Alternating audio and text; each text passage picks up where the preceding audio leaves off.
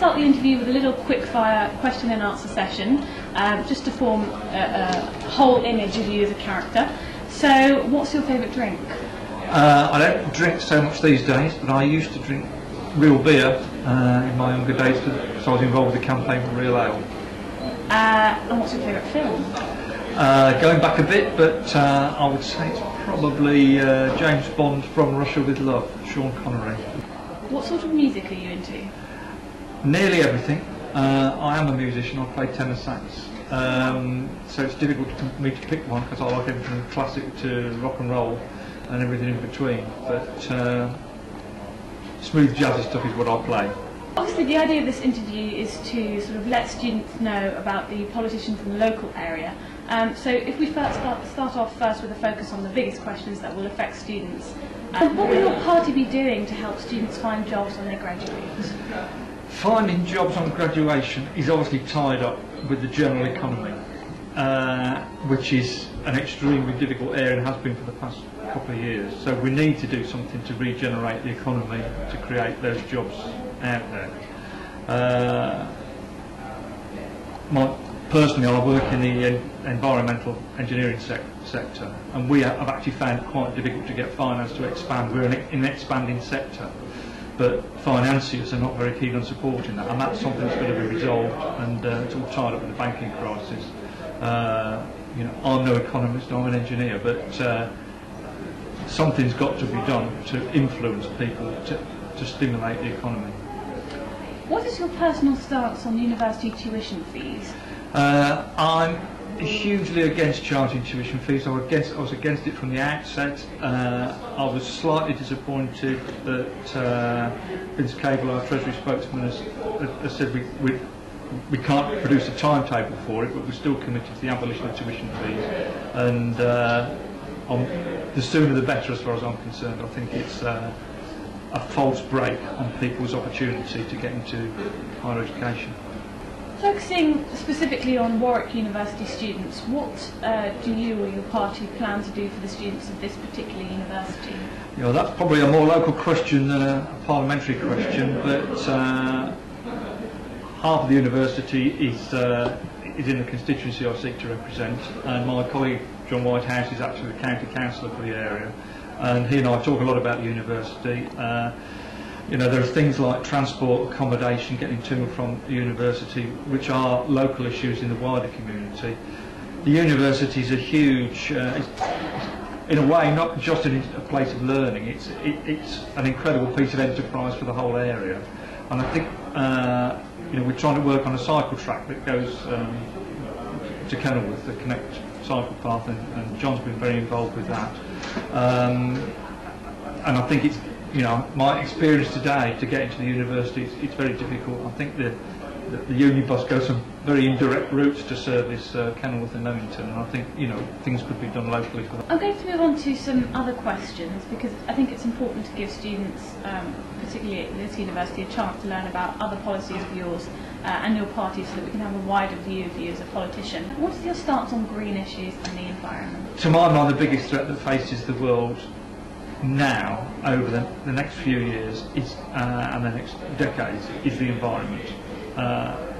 Obviously we've got things going on in terms of military action and so forth. If global warming and climate change carries on the way it is, there's more and more stress on communities across the world. Something's got to be done about that effect. We're going to have low-lying countries flooded, there'll be more pressure on water. These resources on the international scene will make a big difference.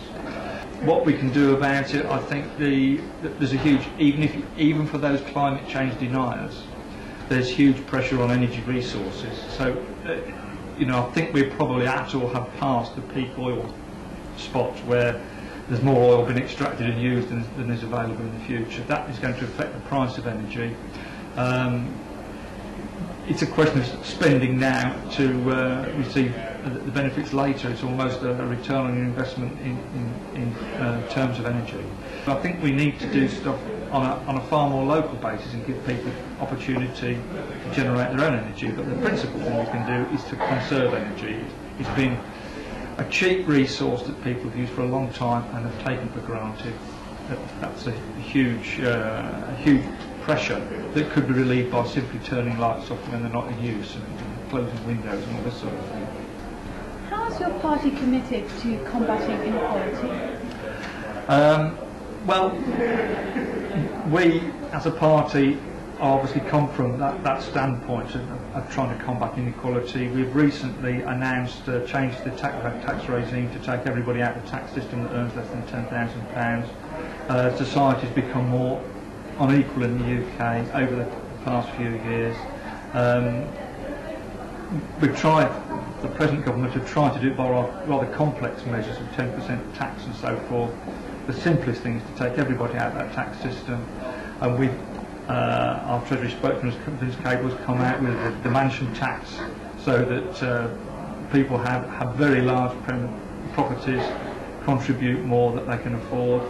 We've not got a progressive tax system. We've got all sorts of earnings traps that people are worse off if they progress through their earnings. That's got to be stopped. Tax relief on very high earners for their pensions is something that needs to be looked at. So there's a lot can be done in a holistic view of the tax system, rather than it being all disparate and not joined up. What can be done, do you think, to get students to vote? And what do you think the benefits are of voting? That's a difficult question for me to answer, and probably other politicians, because we're all, whatever our wider political views, we're just locked in to democracy. That people, if you don't vote, you can't have a say in anything, you can't have an opinion. Even if you go to the ballot box and spoil your paper, you know, that is a vote of some sort, and I couldn't ever consider of not making my voice heard. It's what's quite interesting is what's happened. We've got these various reality TV shows, Big Brother and the like, and people voting. People seem to get more engaged with that than they are with determining things in society. So it's a difficult question for me to answer, because I can't understand why people wouldn't vote. There have been obviously various expenses scandals, and do you think that the post-expenses politics needs a complete reshuffle? Absolutely complete. The trust in politics, what should we say, partial as it was before, has now been completely eroded. The Liberal Democrats want to introduce a system where MPs could be recalled. So if an MP was misbehaving, he works for the electorate or she works for the electorate, and they need to be able to do that. The idea that there are, quotes, safe seats, so that a small cadre of people actually select somebody as a candidate who's guaranteed to get elected, that's got to be dealt with, and the way to deal with that is to a complete electoral reform. How would you and your party help the economy to recover? I think the recession has been brought about by really a lack of regulation and control of financial institutions. We're now in the position that the taxpayers, own a number of controlling sense a number of financial institutions. Those institutions, the taxpayer needs to exercise more control about that, to inject more responsibility in lending. We don't want crazy lending, but I think I said a moment ago, I'm in a sector that's expanding and we find it difficult to finance our expansion. So I think directly we can deal with that. I think the banks have got to be broken up.